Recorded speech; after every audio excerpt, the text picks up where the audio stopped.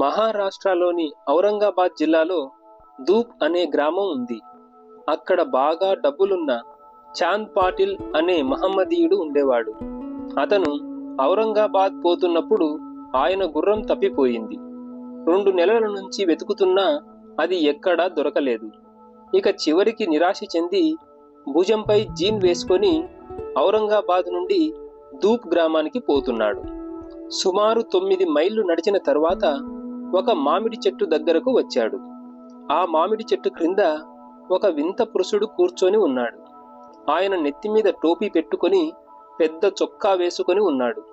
చంకలో సటకా పెట్టుకొని చిలుము త్రాగుదామని చూస్తున్నాడు.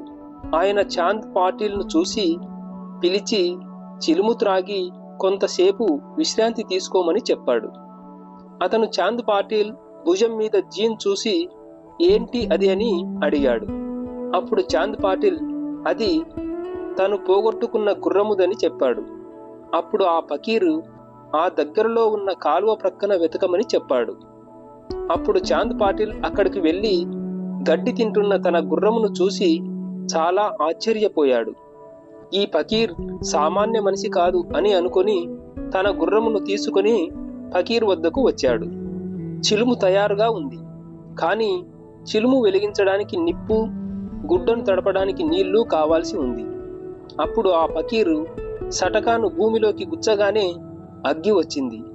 మరలా అక్కడే సటకాతో కొట్టగానే నీరు వచ్చింది.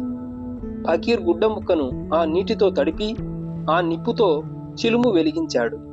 తరువాత ఆ చిలుమును ఫకీరు పీల్చి తర్వాత చాంద్ పాటిల్కి ఇచ్చాడు. ఇదంతా చూస్తున్న చాంద్ పాటిల్ చాలా ఆశ్చర్యపోయాడు.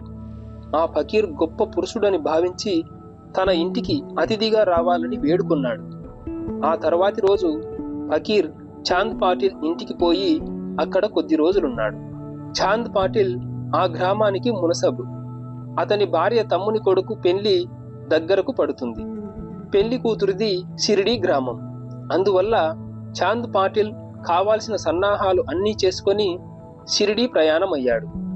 ఫకీర్ కూడా పెళ్లి వారితో కలిసి షిరిడీ బయలుదేరాడు.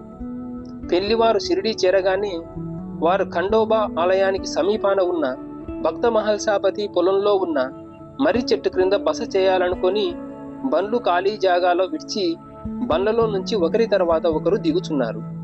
ఫకీర్ కూడా బండి దిగాడు.